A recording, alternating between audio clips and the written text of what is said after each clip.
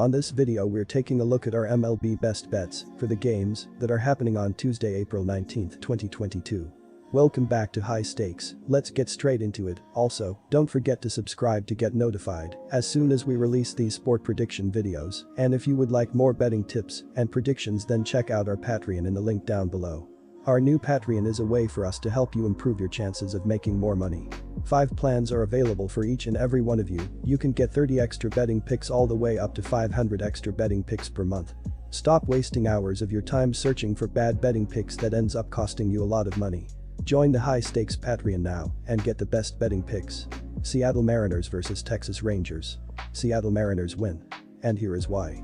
The Texas Rangers will try to snap a 3-game losing skid after an 8-3 loss to the Angels last time out. Nate Lowe leads the Rangers with 13 hits and a .371 batting average with a pair of doubles, while Jonah Heim has a team-high 9 RBIs and joins Brad Miller and Adolis Garcia with a pair of home runs this season. Marcus Semien has a pair of doubles, while Corey Seager has 10 hits with 7 RBIs.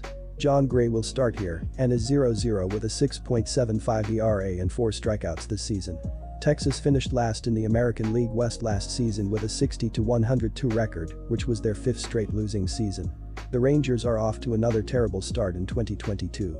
After just 9 games, Texas has the worst record in the American League and are on a 3-game losing streak after falling to the Los Angeles Angels 8-3 on Sunday.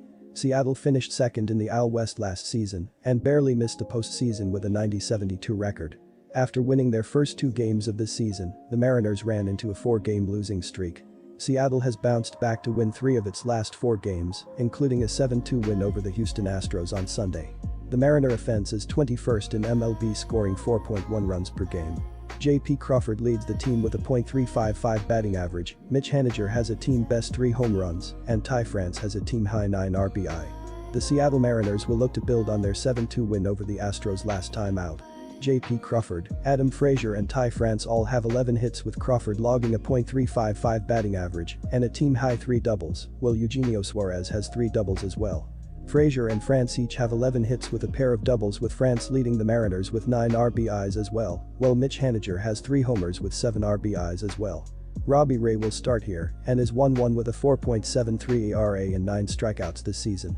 I haven't been looking to really back either of these teams, as the Mariners have burned me a couple of times and the Rangers haven't been trustworthy since blowing a 7-run lead on opening day. With that said, I do like Robbie Ray in T-Mobile Park, as his issue has usually been home runs and preventing them, but Seattle is the definition of a pitcher's park. I think Seattle rides Ray to get a win here, so I lay it and play it with Seattle here. San Diego Padres vs Cincinnati Reds. San Diego Padres minus 1.5 runs. The Cincinnati Reds are not starting the 2022 season how they would have liked, as they have now been swept 2 series in a row. The Guardians and the Dodgers had a field day against the Reds' defense. Cincinnati is only scoring 3.64 runs for the game and hitting .180 as a team. This is the 22nd least amount of runs scored per game and the 29th worst team batting average in the MLB. The Reds aren't putting the ball in play, and opposing defenses aren't having to do much work when they are playing the Reds. The Reds have also had a very difficult time generating any power, as they are only averaging .75 homers per game. This is the 23rd worst average in the league, as the Reds don't have enough juice in their batting order. Once the Reds have reached base, they have also been one of the most aggressive teams in the league this season. They already have 4 stolen bases, which ranks them 15th in the league. They attempt to get base runners into scoring position as often as they can, as the Reds don't usually have guys that can get on base. Kyle Farmer is currently leading the team with the highest batting average, as he has been playing better to start the 2022 season. He is hitting .321 and also has 5 RBIs. The San Diego Padres are starting the season strong, but they need to cut down on their strikeouts if they want to be better on the offensive side of the field. So far this season the Padres have scored 4.09 runs per game and are hitting .228 as a team, which is the 20th lowest batting average in the MLB. They aren't as strong on the offensive side of the field right now, as they have multiple top guys out with injuries. Once they can get Tatis Jr. back into the lineup, they will be ready to start attacking. The Padres are also averaging .86 home runs this season, which is also the 22nd lowest average. They have no power right now and they can't change the game with one swing of the bat.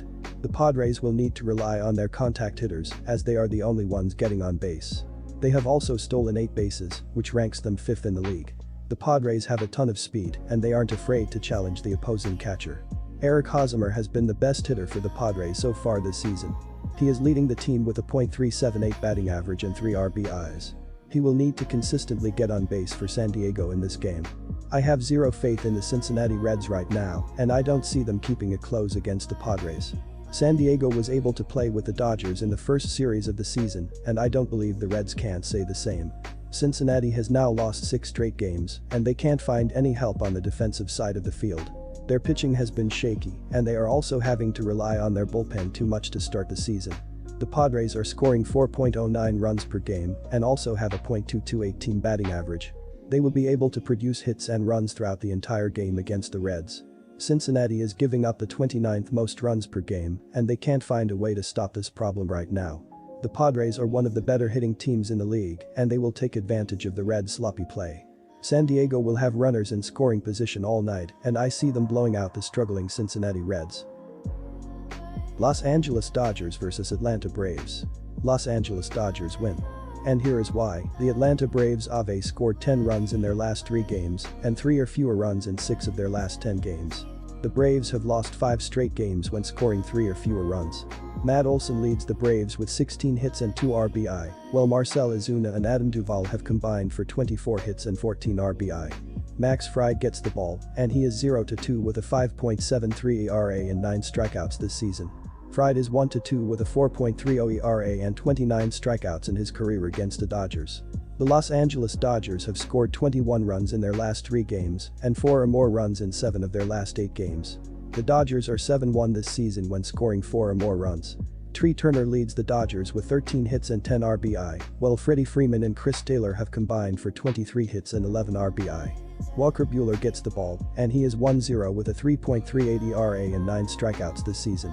Buehler is 2-0 with a 2.79 ERA and 17 strikeouts in his career against the Braves. After winning the World Series in the fall and losing some key pieces, there was always bound to be some sort of a letdown for Atlanta coming into this year. The Braves have had an up and down season thus far, but have lost 2 in a row coming into Tuesday night, and with it also being the 6th game of their West Coast road trip, the travel is likely catching up with them. Atlanta were road warriors in 2021 though, going 46-35 away from home, one of the best marks in all of baseball. Turning things around could be a challenge against the Dodgers, but being able to channel some of their confidence from the fall could go a long way towards shaping how this midweek tilt turns out. After losing in the NLCS to the Braves in the fall and starting off last season slowly, the Dodgers aren't leaving anything out of their hands in the early goings of 2022. After dropping the opening series to the Rockies, the Dodgers have strung together 7 straight wins, and while far from against the highest quality of opponents, there's no doubt who the MLB favorites are this season. They rank near the top of Major League Baseball in nearly every offensive and defensive category, while also having the confidence in being one of the league's best at home. Sweeping the Braves is just a start for the Dodgers bouncing back in 2022, and a win on Tuesday will only further be proof of their dominance thus far. Tuesday night is a perfect opportunity for the Dodgers to grab another win, and while many teams battle injuries, including Atlanta being without Acuna Jr., the Dodgers' health and depth continue to give them a leg up. Buehler has been elite in his career against the Braves, and Fried has been the opposite, struggling against a number of opponents that he'll be expected to see on Tuesday night. Adding in that travel is likely adding up for Atlanta, and Los Angeles continues to stay in the luxury of its own home park. It makes sense that the Dodgers will be able to grab a win in this one. Additionally, according to Covers.com, the Braves are 0-4 in their last 4 games against a starter, with a whip greater than 1.30, while they are also 17-36 in the last 53 meetings in Los Angeles against the Dodgers.